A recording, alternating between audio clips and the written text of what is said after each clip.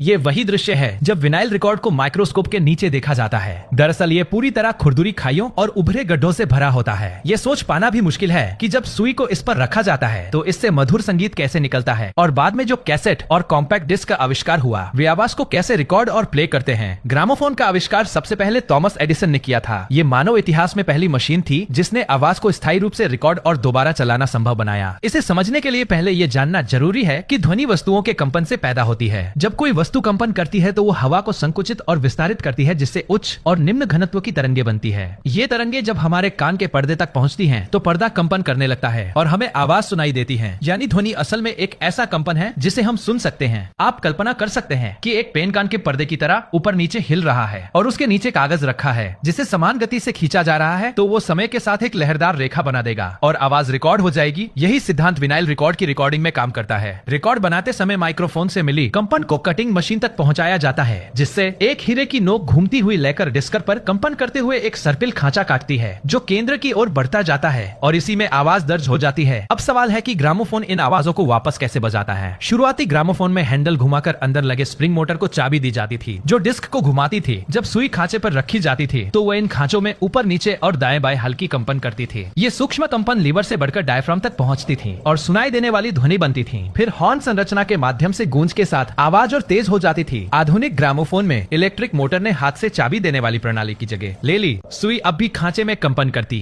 है, लेकिन magnetic cartridge का उपयोग होता है जिसमें सुई का कंपन कॉइल या मैग्नेट को हिलाकर हल्का विद्युत संकेत पैदा करता है। ये एनालॉग सिग्नल प्री एम्पलीफायर और पावर एम्पलीफायर से होकर स्पीकर तक पहुंचते हैं। 20वीं सदी के 1920 के दशक में ग्रामोफोन पूरी दुनिया में लोकप्रिय हो गया था, लेकिन उसकी ध्वनि गुणवत्ता सीमित थी। बाद में मैग्नेटिक टेप यानी कैसेट का आविष्कार हुआ जिसकी आवाज पहले से बेहतर थी और बहुत से लोगों के पास वॉकमैन जैसे पोर्टेबल प्लेयर हुआ करते थे। कैसेट दरअसल एक लंबी प्लास्टिक पट्टी होती है जो दो रीलों के बीच लिपटी रहती है और उसकी सतह पर आयरन ऑक्साइड या अन्य चुंबकीय कणों की परत चढ़ी होती है। रिकॉर्डिंग के समय माइक्रोफोन आवाज को एनालॉग विद्युत संकेत में बदलता है और रिकॉर्डिंग हेड इन संकेतों के अनुसार चुंबकीय क्षेत्र बनाता है जो टेप पर मौजूद कणों की दिशा बदल देता है। जब टेप समान गति से हेड के सामने से गुजरती है तो उसकी सतह पर एक चुंबकीय ट्रैक बन जाता है जिसमें पूरी आवाज दर्ज रहती है। प्लेबैक के समय यही प्रक्रिया उलट जाती है। टेप के कणों की दिशा में बदलाव को हेड महसूस करता है और उसे फिर से विद्युत संकेत में बदल देता है जिसे हेडफोन या स्पीकर तक भेजकर मूल ध्वनि सुनी जाती है। लेकिन टेप अभी भी एनालॉग सिग्नल पर आधारित था। बेहतर गुणवत्ता की खोज में आगे चलकर कॉम्पैक्ट डिस्क विकसित की गई और मानवता एनालॉग युग से डिजिटल युग में प्रवेश कर गई। यदि आप सीडी को माइक्रोस्कोप से 1000 गुना बड़ा करके देखें तो उसकी सतह पर छोटे छोटे गड्ढे और समतल हिस्से दिखाई देंगे। ये गड्ढे और समतल भाग दरअसल बाइनरी यानी 0 और 1 की जानकारी दर्शाते हैं। रिकॉर्डिंग के समय आवाज को पहले डिजिटल कोड में बदला जाता है और फिर लेजर की मदद से घूमती डिस्क पर सूक्ष्म गड्ढे बनाए जाते हैं। प्लेबैक के समय लेजर किरण डिस्क पर डाली जाती है और उभरे गड्ढों के कारण परावर्तित प्रकाश की तीव्रता बदलती है जिसे सेंसर पहचान कर 0 और 1 की धारा में बदल देता है और अंत में वही डिजिटल संकेत फिर से ध्वनि या चित्र में परिवर्तित हो जाते हैं। डिजिटल स्टोरेज ने लगभग बिना क्षति वाली ध्वनि और कॉपी में भी गुणवत्ता बनाए रखना संभव किया। आज भले ही हम संगीत स्ट्रीमिंग के युग में सुनते हों, लेकिन हर बार जब कोई गीत बजता है तो वो इन पुरानी तकनीकों की नींव पर ही आधारित होता है।